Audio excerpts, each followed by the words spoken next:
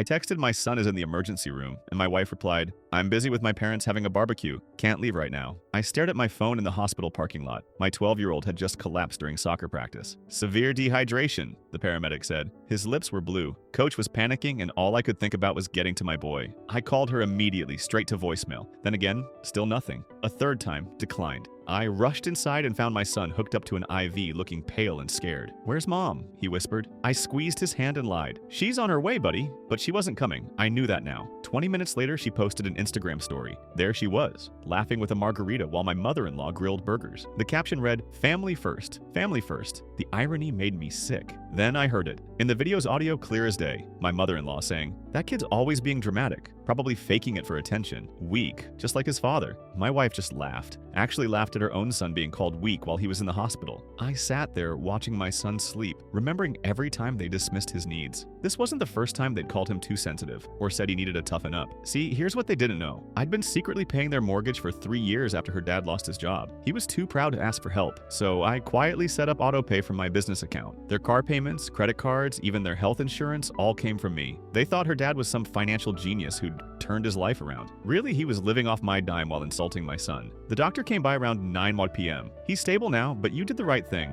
bringing him in quickly. Dehydration this severe could have been dangerous. While my son slept peacefully, I pulled out my laptop and connected to the Wi-Fi. Time for some financial housekeeping. First, their mortgage. 3 clicks and the autopay was canceled. The bank would send a notice in 48 hours. Second, the car loan on that BMW her dad loved bragging about. Authorization removed. 2 missed payments and they'd start repo proceedings. Third, their credit cards. All 5 of them tied to my master account. Revoked access with immediate effect. Fourth, their health insurance. The luxury plan I'd been covering as a family gift, gone. Fifth, their life insurance policies. Another monthly payment I'd been handling, canceled. Each cancellation felt better than the last. My son's steady breathing was the only sound I needed. The next morning, her dad called me screaming before I'd even finished my first cup of coffee. The bank says our mortgage payment was rejected. There must be some computer error or identity theft or something. No mistake, I said calmly, watching my son eat hospital pancakes with a genuine smile for the first time in 12 hours. What do you mean? How could this happen? We've never missed a payment in 3 years. I could hear my wife in the background, her voice rising in panic. Probably just now starting to realize the gravity of choosing a barbecue over her son's life-threatening medical emergency. Maybe ask your daughter where her priorities are, I said. While you were grilling burgers and calling my son weak and dramatic, he was fighting for his life in an emergency room. But our house, our cars, our credit cards aren't working either. Should have thought about that before dismissing a child's medical emergency for potato salad and beer. The silence on the other end was absolutely beautiful music to my ears. You can't do this to us, he finally sputtered, his voice cracking. Can't or won't? I asked coldly. My father-in-law's voice cracked. Please, you don't understand. We have other debts. Serious ones. Your money was the only thing keeping them away. Not my problem anymore. You don't get it. We borrowed money from people who don't take no for an answer. They're coming for their payment on Friday. Should have thought about that before calling my son weak. My wife grabbed the phone again, her voice pure panic. Listen to me. The people he borrowed from, they're dangerous. They threatened us. They said if we don't pay. I heard a car door slam in the background through her phone. Her father's voice went white. Oh God, that's their car. They're here 3 days early. I hung up, just pressed the red button, and ended the call. My finger hovered over the screen for like half a second, and then I turned my phone face down on the tray table. The nurse was coming in to check my son's vitals anyway, and I wanted to focus on what actually mattered. My boy was awake now, asking for more orange juice. His color was coming back. That's what I cared about. Dad? He said, looking at my phone. Who was that? Nobody important, buddy, I said. How are you feeling? He shrugged, the IV tube moving slightly with his shoulder. Better, I guess. My head doesn't hurt as much. He paused, then looked at me with those big eyes that always killed me. Is mom coming? I felt my jaw tighten. She's dealing with some stuff at grandma and grandpa's house. Oh,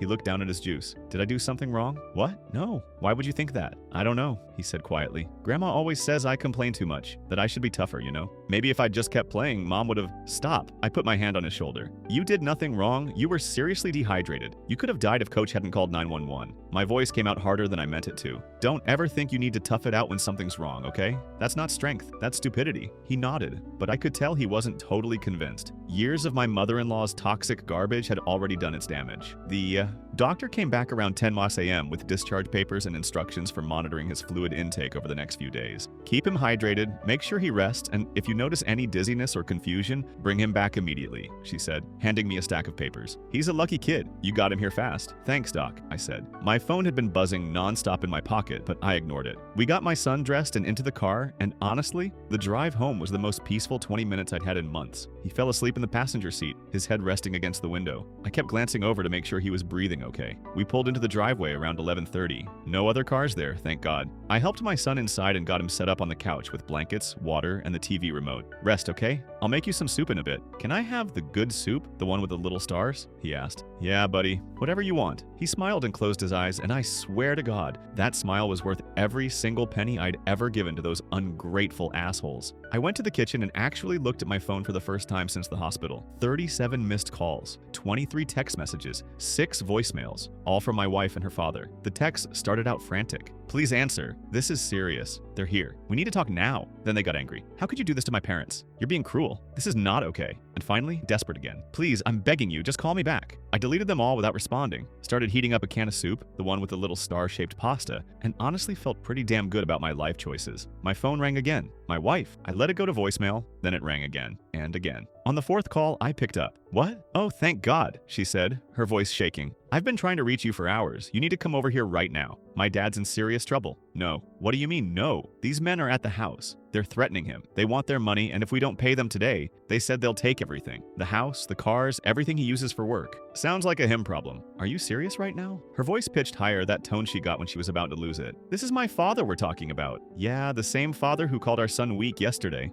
while he was in the hospital. And you laughed. Silence. Then, I wasn't laughing at that specifically. Really? Because I have the video. I saved it before you deleted your Instagram story. Want me to play it back for you? That's not fair. You're twisting everything. I'm not twisting anything, I said, stirring the soup. I'm just done being the ATM for people who treat my kid like garbage. Our kid, she corrected. He's our son, and I'm sorry, okay? I should have come to the hospital. I know that now, but this is bigger than that. These men are dangerous. They have guns. My dad owes them $15,000 and they want it today. Then I guess he better find $15,000 today. He doesn't have it. You know he doesn't have it. That's why we need your help. I laughed. Actually laughed. My help? Where was your help yesterday when our son was scared and alone? Where was your concern then? I made a mistake. Is that what you want to hear? I made a terrible mistake, and I'm sorry. But right now, my father's life is in danger, and you're the only one who can fix this. Not my circus, I said. Not my monkeys. I hung up again and turned my phone off completely. The soup was ready, so I poured it into a bowl, grabbed some crackers, and brought it all to my son. He was awake, watching some cartoon I didn't recognize. Thanks, Dad, he said, taking the bowl carefully. No problem, bud. You need anything else? Nah, I'm good. He blew on a spoonful of soup, then looked at me. Dad, are you and Mom fighting? Kids are too perceptive, man. We're having some disagreements, yeah. Is it because of me? No, I said firmly. It's because of grown-up stuff that has nothing to do with you. You just focus on getting better, okay? He nodded and went back to his soup. I sat in the chair across from him, just watching him eat. Normal kid doing normal things. That's all I wanted for him. Not this toxic garbage about being tough and not showing weakness. Just a regular childhood where he felt safe to ask for help when he needed it. Around 2 p.m., I heard a car pull up outside,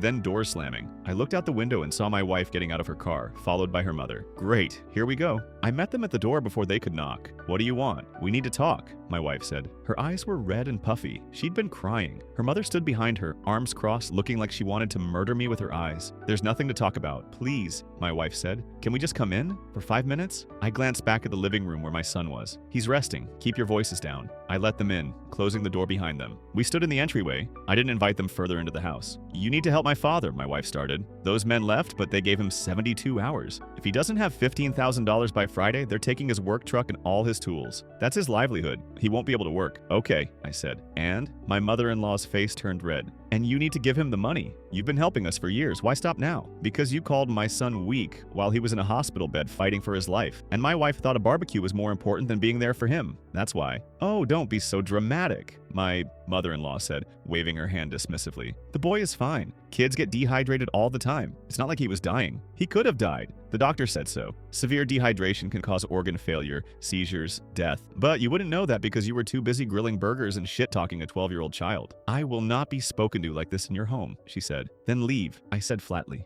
Nobody's forcing you to stay. My wife put her hand on my arm. Please, I know you're angry. I know I messed up. But this isn't about me or my mom. This is about my father's life. These are dangerous men. They will hurt him. Then I have a proposal, I said. I'll consider helping. Maybe. But first, you need to do something for me. Anything, my wife said quickly. Go in there and explain to our son why you chose a barbecue over his medical emergency. Look him in the eye and tell him why Grandma and Grandpa's cookout was more important than being with him when he thought he might die. My wife's face went pale. I can't. Why not? Because it's not.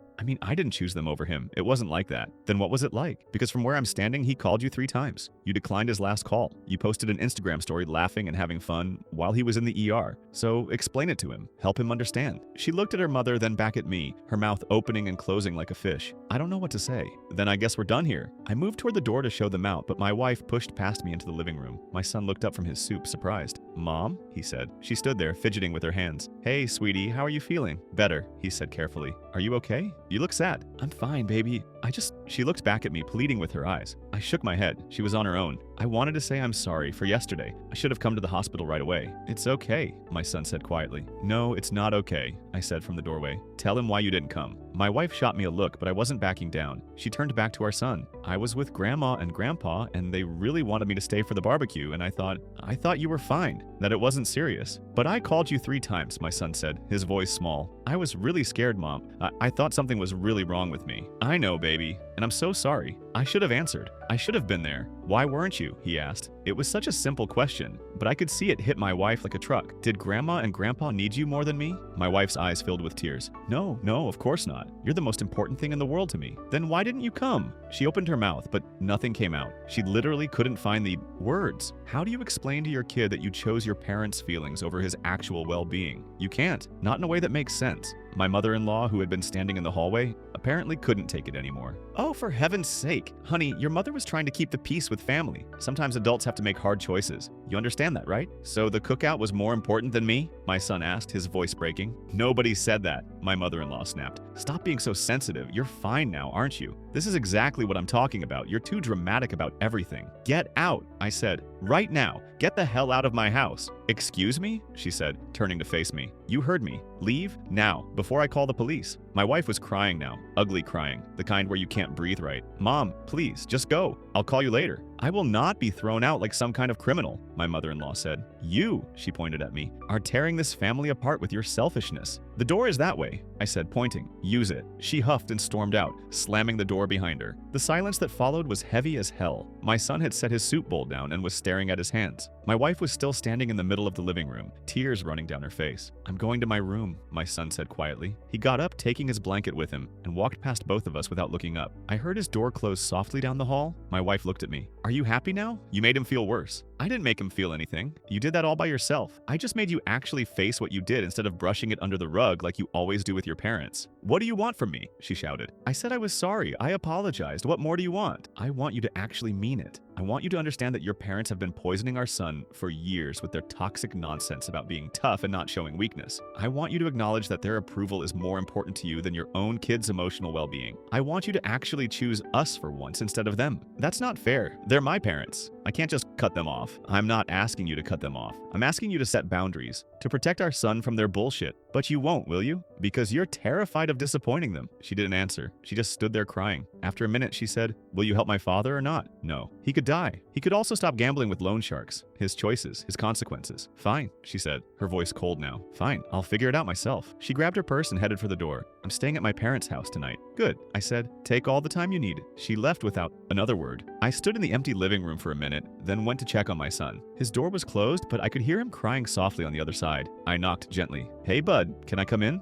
Yeah, came the muffled reply. I opened the door. He was lying on his bed, face down in his pillow. I sat on the edge of the bed and put my hand on his back. I'm sorry you had to hear all that. Is Mom mad at me? He asked without looking up. No, she's mad at me. And herself probably, but not you. None of this is your fault, okay? You need to know that. Grandma said I'm too sensitive. Grandma is wrong, I said firmly. Being sensitive isn't a weakness. It means you care about things. It means you're human. Don't ever let anyone make you feel bad for having feelings. He rolled over and looked at me. His eyes were red. Are you and Mom getting divorced? stopped. The question hit me hard, even though I'd been expecting it. I don't know, buddy. Maybe. We have a lot of stuff to work out. Is it because of me? No, it's because of me and her parents and a lot of complicated grown-up stuff that has nothing to do with you. I squeezed his shoulder. But no matter what happens between me and your mom, you're stuck with me forever, okay? I'm not going anywhere. He nodded and wiped his eyes. Can we watch a movie or something? Yeah, absolutely. Pick whatever you want. We went back to the living room and spent the rest of the afternoon watching some action movie he'd been wanting to see. Around dinner time, I ordered pizza. We ate it on the couch, and for a few hours, things felt almost normal. Later that night, after my son had gone to bed, I turned my phone back on. The messages started flooding in immediately. More from my wife, a few from her father, and several from numbers I didn't recognize. Probably other family members who'd heard their version of events. I didn't read any of them, just deleted them all and went to bed. The next morning, Friday, I woke up to my phone ringing at 6:00 a.m. My father-in-law's name flashed on the screen.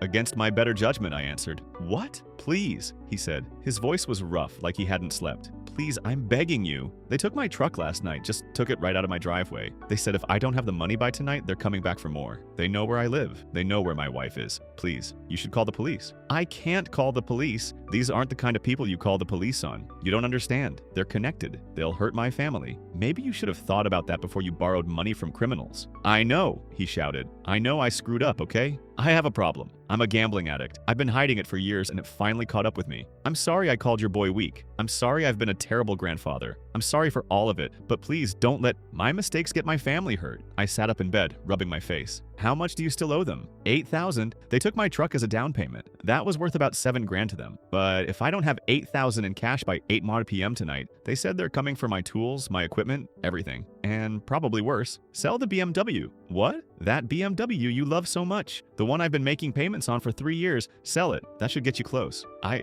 can't. That's my wife's car. Then I guess you're screwed, I said, and started to hang up. Wait, okay, I'll sell it. But I won't get $8,000 for it. Maybe $6,000 if I'm lucky. Will you cover the rest? I thought about my son. About how he'd asked if he'd done something wrong. About years of my mother-in-law's comments about being tough and pushing through pain. About my wife laughing while her mother called our boy weak. Here's the deal, I said. I'll pay the difference. But you have to do 2 things. First, you go to actual gambling addiction counseling. Real professional help. Not some church group or self-help book. Actual therapy. Okay, yes, I'll do it. And second, your wife writes a genuine apology letter to my son. Not some half-assed, sorry you felt bad nonsense. A real apology where she acknowledges the specific things she said and takes responsibility for the damage they caused. And she has to mean it. There was a pause. I don't know if she'll do that. Then you better convince her because that's the deal. Both of those things or you're on your own. Okay, he said quickly. Okay, I'll talk to her. Thank you. Thank you so much. Don't thank me yet. You haven't done anything yet. I hung up and immediately felt exhausted. It wasn't even 6:30 in the morning. I got up and checked on my son. He was still asleep, curled up with his favorite pillow. I stood in his doorway for a minute, just watching him breathe. This is what mattered. Him being safe, healthy, and not growing up thinking he had to be tough all the time. Around 10:01 a.m., my father-in-law called again. I sold the car, got $6,000 for it. Can you Venmo me the other 2? Did your wife write the letter? She's working on it. No deal. Both things or nothing. Come on, man. These guys are serious.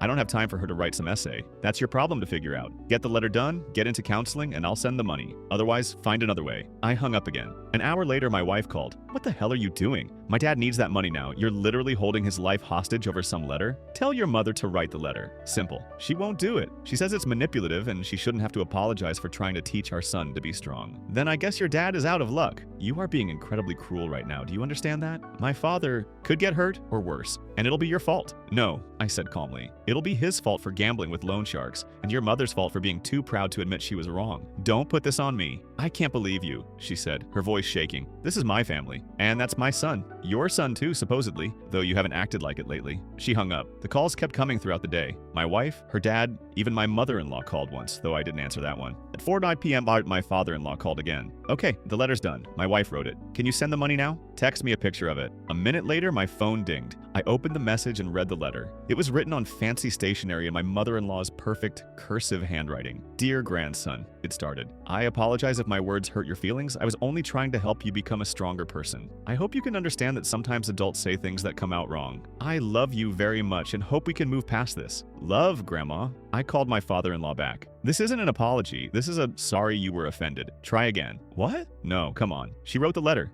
That's what you asked for. I asked for a genuine apology that acknowledges specific hurtful comments and takes responsibility. This is garbage. She's basically saying, sorry you're too sensitive to handle my wisdom. Not good enough. She's not going to write another one. She's already furious that she had to write this one. Then I guess she cares more about her pride than your safety. Not my problem. I hung up. At 6 p.m., my wife showed up at the house. She didn't knock, just let herself in with her key. We need to talk. I was making dinner for my son, chicken and rice. Make it quick. We're about to eat. My mother isn't going to write another letter. She refuses. But my dad found another way to get part of the money. He sold some stuff, borrowed from a friend. He has $7,000 now. Please, just give him the last $1,000. Please. The loan sharks will be there in 2 hours. I stirred the rice, thinking, where'd he get the other money? Does it matter? Yeah, it does. Because if he borrowed it from someone else, he's just kicking the problem down the road. She hesitated. He used his credit cards. Cash advances. It's fine. He'll pay them back. With what money? He doesn't have a job. His truck is gone. His tools are about to be gone. He'll figure it out. People do it all the time. I turned to face her. Your mom really won't apologize? She says you're using this situation to control her, that she won't be manipulated. Then no, I'm not giving them anything. You're going to let my father get hurt over this? I'm not letting anything happen. He made his own choices. Your mother is making hers. These are consequences. Sometimes people have to face them. She stared at me like she didn't know who I was. I don't even recognize you right now. Good. Maybe you never really knew me to begin with. She turned and walked out. At 7:45 p.m., I got a text from an unknown number. It was a photo of my father-in-law standing outside his house, looking terrified. 2 men in dark clothes stood nearby, their faces deliberately out of frame. The message said, "Last chance." I stared at the photo for a long time. Then I opened my banking app. I sent $10,000 directly to the account number my father-in-law had given me days ago when he'd first tried to explain the situation. Not $2,000, not $8,000, $10,000, enough to cover the full debt with a little extra. Then I sent a text to my father-in-law. Paid in full. You're welcome. Don't ever contact me again. Get help for your gambling or next time you're on your own. I blocked his number, blocked my mother-in-law's number. Then I went back to the kitchen where my son was waiting. Sorry, bud. Let's eat. Is everything okay? He asked. Yeah, I said. Everything's fine. We ate dinner together and I didn't tell him about any of it. He didn't need to know. Later that night, my wife called. I almost didn't answer, but something made me pick up. What? My dad just told me what you did, she said. Her voice was different, quieter. You paid the whole thing. You didn't have to do that. No, I didn't. Then why did you? Because despite everything, I'm not actually going to let someone get hurt if I can prevent it. But this is the last time. You understand? I'm done being the bank for your family. I'm done with your mother's toxic bullshit. I'm done with all of it. I know, I get it. Do you? Because it seems like you're always going to choose them over us. She was quiet for a minute. Then she said, "Can I come home?" That depends. Are you ready to actually choose your son over your parents? Are you ready to set real boundaries with them? Or are you just coming back because the crisis is over? I don't know, she said honestly. I don't know how to do this. They're my parents. I've spent my whole life trying to make them happy, trying to be what they wanted. I don't know how to just stop. Then maybe you need help figuring that out, therapy or something. Because I can't keep doing this. Our son can't keep doing this. He asked me today if he matters less than a cookout. Do you understand how much that hurts? She started crying. I know I messed up. I've been messing up for a long time, haven't I? Yeah, I said. You have. Can we fix this? I don't know. Maybe. But you need to actually want to fix it. You need to put our son first. No more excuses. No more defending your mother when she says horrible things. No more choosing their feelings over his well-being. Okay, she said. I'll try. I swear I'll try. Trying isn't good enough. You have to actually do it. Then I'll do it. But she didn't come home that night or the next night. She stayed at her parents' house and honestly I was relieved. I needed the space. My son needed the space. We fell into an easy rhythm, just the two of us. I made his meals, drove him to school, helped with homework. We watched movies and played video games. It was peaceful. On Monday morning, the school counselor called me. Hi, Mr. Wilson. I wanted to follow up on our conversation from last week. How is everything going at home? Right. I'd called her after the hospital incident. It's been a rough week, honestly. My wife and I are having some issues. I was hoping we could schedule some sessions for my son. He's been through a lot lately. Of course, I have an opening tomorrow afternoon. Would that work? Perfect. Thank you. Tuesday afternoon, I picked my son up early and took him to his counseling session. He was nervous, fidgeting with his backpack straps as we walked through the school hallways. What if she asked about mom? He whispered. Then you tell her the truth. She's there to help, okay? You don't have to hide anything. The session lasted 45 minutes. When my son came out, he looked lighter somehow. How was it? I asked. Good, I think. She's nice. She asked a lot of questions about grandma and the stuff she says. We got ice cream on the way home, and for the first time in days, I saw him smile for real. Not a forced smile, not a trying to make me feel better smile, but a genuine, a kid happy about ice cream smile. That evening, my wife showed up again. She knocked this time instead of using her key. I let her in. I've been thinking, she said, about everything you said. You're right. I've been prioritizing my parents over you and our son for too long. I'm scared of losing their approval, and that fear has made me a bad mother. I didn't say anything, just waited for her to continue. I I want to fix this. I want to be better. I called a therapist today and scheduled my first appointment for Thursday. It's a woman who specializes in family dynamics and codependency. I'm going to work on myself. That's good. I said, that's a start. Can I see him? Our son. He's in his room. Go ahead. She went down the hall and I heard her knock softly on his door. I couldn't hear what they said, but after about 10 minutes, she came back out. Her eyes were red again. He's so guarded with me. He wouldn't even look me in the eye. What did you expect? You chose a barbecue over him when he was in the hospital. That's not something you just get over. I know. I told him I was sorry. I told him I was going to do better, but I don't think he believes me. Then prove it. Show him over time. Words don't mean anything if your actions don't back them up. She nodded and left. Over the next few weeks, things started to shift, slowly. My wife came by every few days, always asking permission first, always respectful of the space. She attended my son's soccer game the following Saturday and cheered loudly from the sidelines. She started bringing lunch to school for him on Wednesdays, his favorite sandwiches from that deli he liked. She also started therapy and stuck with it. I know because she'd tell me bits and pieces when she visited. My therapist says I have this pattern of people-pleasing that goes back to childhood. My parents were always critical, always telling me I needed to be better, do more. So I've spent my whole life trying to earn their love instead of just expecting it as a given. Yeah, I can see that, I said. We were sitting on the porch one evening while my son did his homework inside. It explains a lot about how you interact with them. She says I need to set boundaries, actually tell them no sometimes, but I don't know how. Every time I think about it, I feel sick. That's the codependency talking, but you'll get there. It takes time. 2 months in, she asked if we could try marriage counseling together. I agreed, mostly because I could see she was genuinely trying. Our first session was awkward as hell. The counselor, Dr. Patel, was this older woman with kind eyes and a no-nonsense attitude. She didn't let us dodge the hard questions. Tell me about the hospital incident, she said, and we did. My wife cried through most of it, admitting things I don't think she'd even fully acknowledged to herself before. I was so worried about disappointing my parents that I forgot I was disappointing my son. I forgot I was his mother first. And now? Dr. Patel asked. What would you do differently? I'd leave immediately. I'd tell my parents I had to go and I wouldn't let them guilt me into staying. Dr. Patel looked at me. Do you believe her? I want to, I said honestly, but I need to see it play out in real situations before I fully believe it. Fair enough, Dr. Patel said. We had sessions every week for the next month. We talked about boundaries, communication, my wife's relationship with her parents, my tendency to shut down emotionally when I'm angry. It wasn't easy, but it was progress. Around month 3, my mother-in-law called my wife and demanded she come over immediately for some family emergency. My wife called me afterward, her voice shaking but proud. I told her no. She wanted me to drop everything and come help her reorganize her closet. Said it was urgent. I told her I had plans with you and our son, and I couldn't make it. She got mad, said I was choosing you over family. I told her you and our son are my family and her closet could wait. How do you feel? I asked. Terrified. But also kind of good? Is that weird? No, that's exactly how you're supposed to feel. My father-in-law, true to his word, had been attending gambling addiction meetings. He sent me updates every few weeks, just short emails letting me know he was still going, that he'd been sober from gambling for X number of days. He never asked for money or responses, just updates. After 3 months, he asked if he could write a letter to my son. Not to apologize because he'd tried that before, but just to tell him he was working on being better. I thought about it for a day, then agreed, with the condition that the letter couldn't ask for forgiveness or expect a response.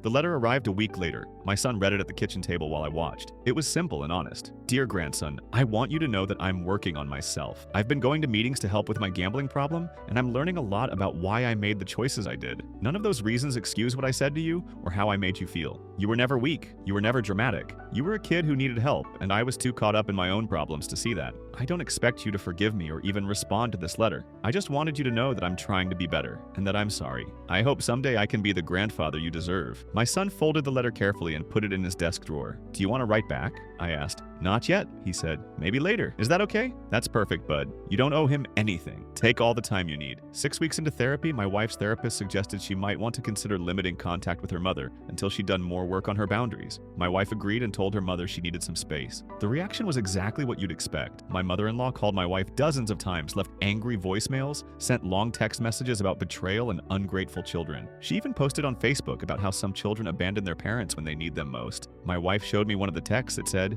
"After everything I've done for you, this is how you repay me? By choosing that man over your own mother? You're making the biggest mistake of your life. What are you going to do?" I asked. Nothing, my wife said. My therapist says responding will just fuel her need for drama, so I'm going to let her be angry. It's not my job to manage her emotions. That was huge. I told her I was proud of her, and I meant it. Around week 8, my mother-in-law showed up at my sister's house, where I'd been staying with my son for a few weeks to give everyone space. She must have found out somehow where we were. My sister called me at work. "Your mother-in-law is here. She's demanding to see your son. Don't let her in. I'll be there in 20 minutes. I left work early and drove straight there. When I arrived, my mother-in-law was standing on the front porch, arguing with my sister through the screen door. "I have a right to see my grandson," she was shouting. "Actually, you don't," I said, walking up behind her. She whirled around. "You, this is all your fault. You've turned my daughter against me. You've kept my grandson from me. Nobody's keeping anyone from anyone. Your grandson doesn't want to see you. You called him weak during a medical emergency. You've spent years telling him his feelings don't matter. Why would he want to see you? I was trying to help him, to make him stronger. By tearing him down? That's not how strength works. That's how you create trauma. Don't you dare lecture me on parenting. I raised 4 successful children. Did you?" I asked. "Because your daughter is in therapy trying to undo years of codependency you instilled in her. And your husband is a gambling addict who almost got himself killed. That doesn't sound like successful parenting to me." Her face turned red. "How dare you? Get out of my way. I'm going inside to see my grandson." "No, you're not." I stepped between her and the door. "You're going to leave right now. And you're not coming back until you take real accountability for the harm you've caused. Not a fake apology. Not a sorry you felt bad. Real, genuine acknowledgement of what you did wrong." "I haven't done anything wrong." "Then we're done here. Leave or I'll call the police for trespassing." She stared at me for a long moment, probably trying to decide if I was bluffing. I wasn't. Finally, she turned and stormed off, but not before yelling, "You're vindictive. You're destroying this family." "The family was already destroyed," I called after her. "I'm just refusing to pretend it's fine." My sister came out after she drove away. "Wow, she's something else." "Yeah, tell me about it." I went inside to check on my son. He'd been in the basement playing video games with my nephew, but apparently they'd heard some of the shouting. "Was that Grandma?" he asked. "Yeah. Is she mad at me?" "She's mad at me. And herself, probably. Though she doesn't realize it yet. But none of that is your fault, okay?" He nodded, but I could tell he was upset. My sister made us all dinner that night, and we tried to keep things light. But later, when I was tucking my son into bed, he said, "Dad, do you think Grandma will ever say sorry for real?" "I don't know, bud. Some people have a hard time admitting when they're wrong. It doesn't mean you did anything to deserve how she treated you." "I know. I just wish she could see it." "Me too." That weekend, my wife completed 6 weeks of therapy and asked if we could meet to talk. We went to a coffee shop, neutral territory. She looked different, lighter, more confident somehow. "I've been working through a lot in therapy," she said. "Understanding the patterns I learned from my parents. How their conditional love taught me that I had to earn affection by being perfect and never disagreeing with them. How I passed that same toxicity onto our son without even realizing it. It takes guts to face that," I said. "I want to try again. With you. With our marriage. But I need you to know that I'm setting real boundaries with my parents now. My mother and I aren't speaking, and that might continue for a while. My dad and I talk occasionally, but I've made it clear that any relationship we have depends on him respecting my boundaries and continuing his recovery. And what about our son? Him first, always, no matter what. That's my promise to you. I know I have to prove it, and I will. But I need you to give me the chance." I thought about it, about the past few months, about the therapy, the changed behavior, the genuine effort. "Okay, we can try, but we keep doing the counseling together. And if you slip back into old patterns, I'm out. I won't put our son through that again." "Fair," she said. "I can live with that." We started slowly. She moved back in, but we kept separate bedrooms for a while. We went to marriage counseling every Tuesday evening. Family dinners became a regular thing, just the 3 of us. My wife attended every single one of my son's soccer games and school events. She never missed one. Not for her parents, not for anything. She proved over and over again that she meant what she'd said. My son started to trust her again, gradually. It wasn't overnight, but little by little he'd open up more, share more, laugh more around her. By month 4, they were joking around like they used to. My father-in-law kept sending his update emails. At the 6-month mark, he asked if he could meet for coffee. Just him and me, no agenda. I agreed, curious. We met at a diner halfway between our houses. He looked different, older maybe, but also healthier. "Thank you for meeting me," he said. "What did you want to talk about?" "I wanted to thank you for paying that debt, for giving me a reason to get my life together, and for not completely cutting me out of my grandson's life. I didn't do it for you. I did it because I'm not a monster." "I know, but still, thank you." He paused, stirring his coffee. "I've been clean from gambling for 6 months now. I got a job doing construction work for a friend's company. It doesn't pay much, but it's honest work. I'm paying off those credit cards slowly. And I'm learning about why I turned to gambling in the first place. Control issues mostly. Childhood stuff. Good for you," I said, and I meant it. "I don't expect forgiveness from you or from my grandson. But I wanted you to know I'm trying to be better, for what it's worth. It's worth something," I said. "Keep doing the work. That's all anyone can ask." We talked for another hour about neutral things. Sports, work, the weather. It wasn't a friendship or anything close to it, but it was civil, human. That was enough. My mother-in-law, meanwhile, continued to escalate. She started calling extended family members, telling them her version of events, how I'd financially abused her family, how I'd turned her daughter against her, how I was keeping her grandson from her for no reason. Several family members reached out to my wife with messages of support for her mother. father, which only reinforced my wife's decision. They only heard her side. My wife told me. They don't know about the hospital or the things she said to our son. And honestly, I don't care anymore. I'm not going to defend myself to people who won't even ask for the full story. That's growth, I said. Week 12 of marriage counseling,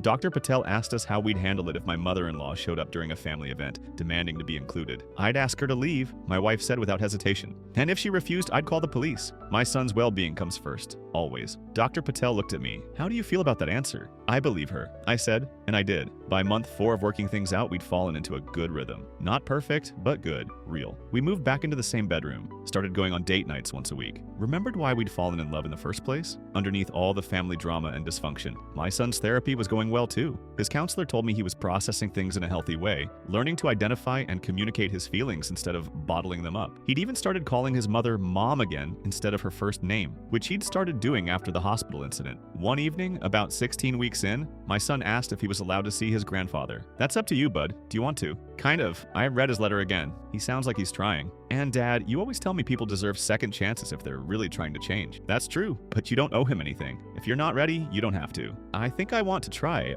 But can you be there? Of course. We set up a meeting at a park, neutral ground. My father-in-law showed up 10 minutes early looking nervous. When my son approached, you could see the relief on his face. Hi, my father-in-law said. Thanks for giving me this chance. Hi, my son said, staying close to me. They talked for about half an hour, mostly surface stuff. School, soccer, video games. My father-in-law didn't try to force anything or bring up the past. He just listened, asked questions, and let my son control the conversation. At the end, my son said, thanks for coming, and for going to those meetings and stuff. I'll keep going, my father-in-law said.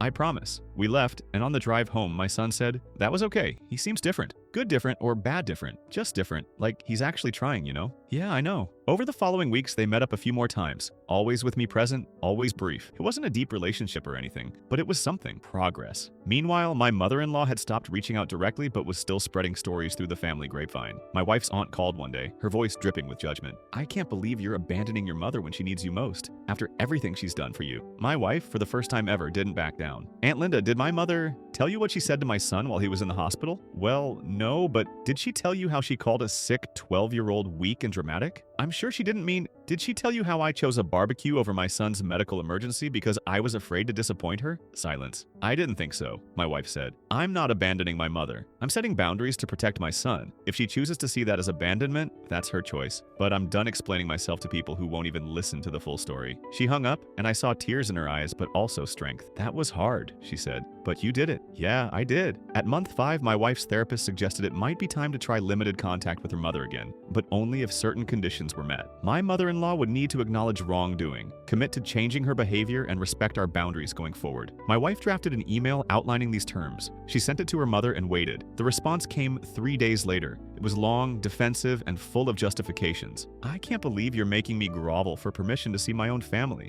I've done nothing wrong except try to raise my grandson right. If you can't see that, then maybe we don't need a relationship at all. My wife read it once, then deleted it. Well, that's that. How do you feel? I asked. Sad, but also relieved. I tried. She chose not to meet me halfway. That's on her, not me. Our marriage counseling continued through month 6. Dr. Patel was impressed with our progress. You've both done significant work, she said. The question now is whether you want to continue therapy or if you feel ready to move forward on your own. We decided to continue just once a month instead of weekly. Insurance covered most of it, and honestly, it felt good to have that neutral space to check in and address things before they became problems. By month 7, my son's relationship with my father-in-law had grown steady. They'd meet for lunch every other week, sometimes at a restaurant, sometimes just grabbing burgers and sitting in a park. My father-in-law was consistent, reliable, and never pushed for more than my son was ready to give. One day, after one of these lunches, my son told me, Grandpa asked if he could come to my game next weekend. I said yes. Is that okay? It's your call, bud. If you want him there, then he can come. My father-in-law showed up to the game and sat in the bleachers, not trying to sit near us, just watching. When my son scored a goal, he cheered louder than anyone. After the game, my son ran up to him, grinning. Did you see that? I did. That was incredible. They high-fived,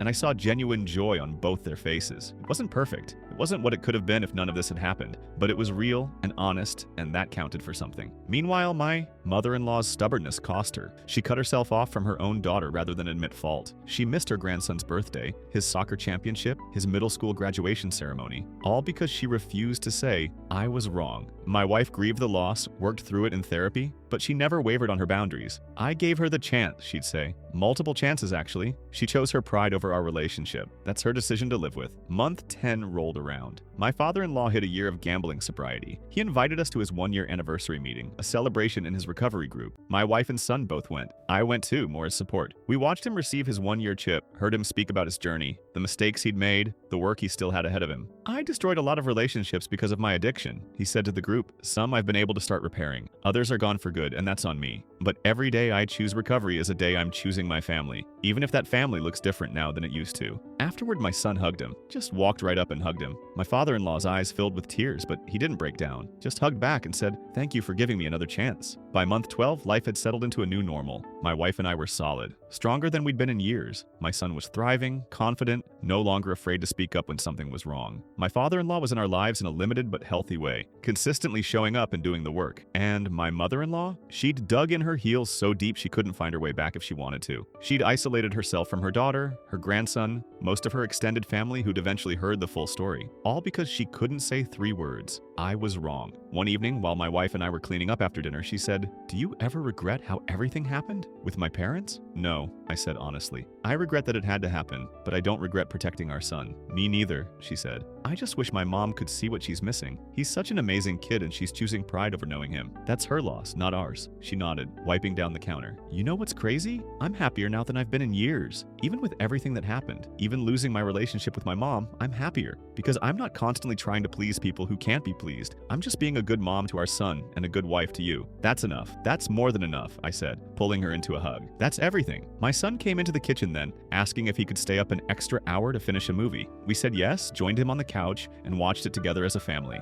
No drama, no tension, no walking on eggshells, just us, doing regular family things. The movie was some superhero thing he'd been wanting to watch for weeks. About halfway through, during a commercial break, he looked at me and said, "Dad, I'm really glad things are better now." "Me too, bud. I was scared for a while that you and Mom would split up for real." My wife reached over and took his hand. "I'm sorry we put you through that. You shouldn't have had to worry about whether we'd stay together." "It's okay," he said. "I mean, it sucked, but you guys are trying now, I can tell." "We are," I said, "and we're going to keep trying. That's a promise." He nodded and went back to watching his movie, but I could see him relax into the couch cushions like he'd been holding tension he could finally let go of. When the movie ended, he went to bed without argument, actually brushing his teeth and everything. My wife and I stayed on the couch for a while after, just sitting in the quiet. "I was thinking," she said after a few minutes, "about my mom. What about her? Part of me keeps hoping she'll reach out, that she'll realize what she's missing and actually do the work to make things right. But another part of me knows she probably never will, and I need to be okay with that." "You don't have to be okay with it right away," I said. "It's okay to grieve the relationship you wish you had." "I know. My therapist says the same thing. It's just hard, you know? I spent my whole life trying to be the perfect daughter, and it was never enough. Now I've stopped trying, and she'd rather have no relationship than admit she was wrong. That's not a reflection on you. That's all her." She leaned her head on my shoulder. "I know, but it still hurts." We sat there for a while longer, not talking, just being together. Eventually we went to bed, and for the first time in over a year, things felt stable. Not perfect, but stable, real. The next few weeks passed in a kind of peaceful routine. My son was doing great in school. His grades had actually improved since all the family drama had died down. Turns out constant stress doesn't help with concentration. Who knew? My wife was still going to therapy, still working on herself, and I was just trying to be present, to be the kind of father and husband I'd always wanted to be. Then, about 3 weeks later, my father-in-law called. "Hey," he said,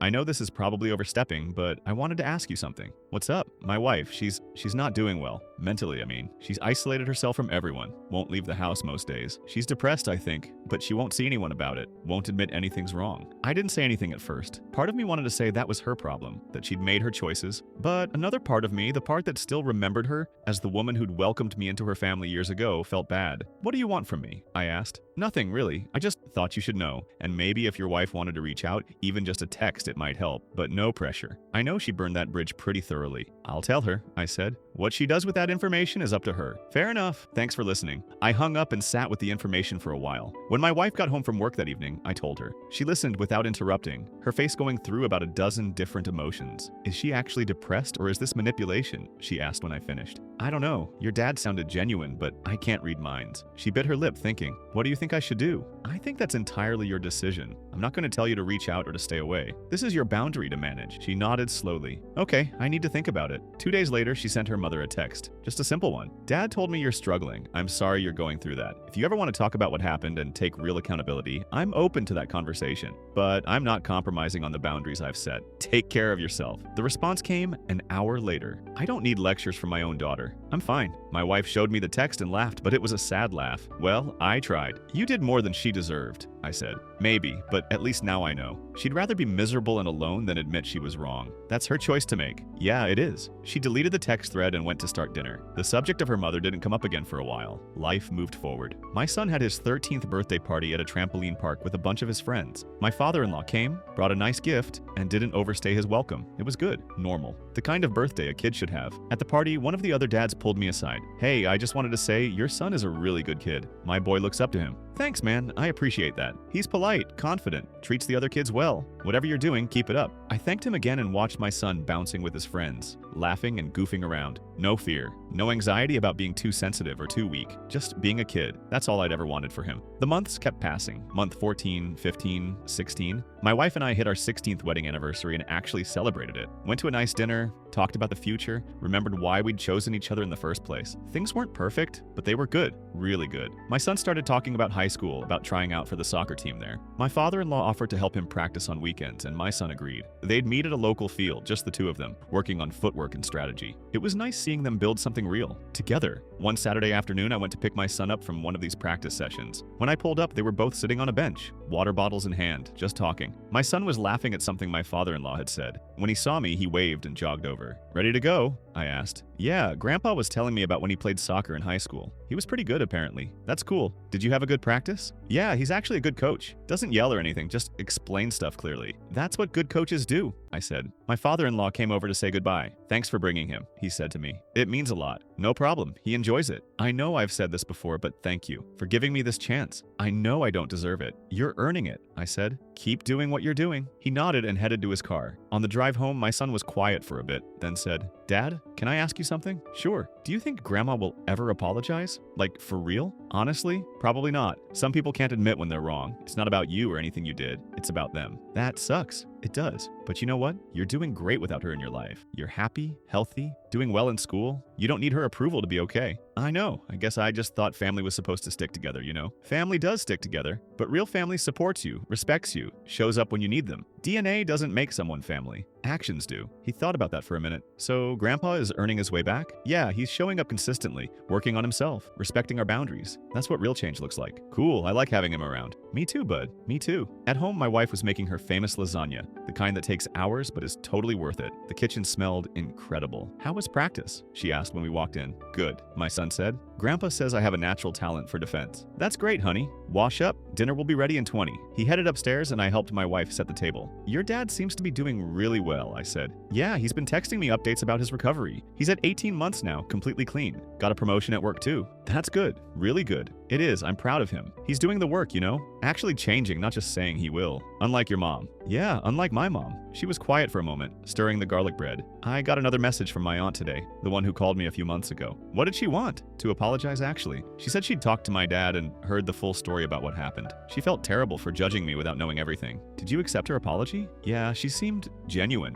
And honestly, it felt good to have someone from that side of the family actually listen for once. That's progress. It is. Small steps, right? She pulled the lasagna out of the oven, and we called my son down for dinner. We ate together talking about his upcoming soccer tournament, about a project my wife was working on at her job, about whether we should get a dog. Normal family dinner conversation. No drama, no walking on eggshells. Just us being us. Later that night, after my son had gone to bed, my wife and I were sitting on the back porch with some wine. The night was cool, stars were out, peaceful. You know what's crazy? She said. What? A year and a half ago, I thought my world was ending. Thought I was losing everything. My parents, my marriage, my relationship with our son. But now I feel like I actually have a life instead of just performing one. What do you mean? I spent so long trying to be who my parents wanted me to be. The perfect daughter, never disagreeing, always available, always putting their needs first. I was miserable and didn't even realize it because that was just normal to me. But now, with boundaries in place, with therapy, with actually prioritizing our family, I'm happy. Like, genuinely happy. I'm glad, I said. You deserve to be happy. So do you. I know I put you through hell. The hospital thing, choosing my parents over our son, all of it. You had every right to divorce me and move on. But I didn't. No, you didn't. You gave me me a chance to change, to do better. That's a gift, and I don't take it lightly. You earned the second chance. You did the work, still are doing the work. She leaned over and kissed me. I love you. Thank you for not giving up on us. I love you too. We sat there for a while longer, just enjoying the quiet. Life had thrown us through the ringer, no doubt about it. But we'd come out the other side stronger, more honest, more real. And that was worth everything.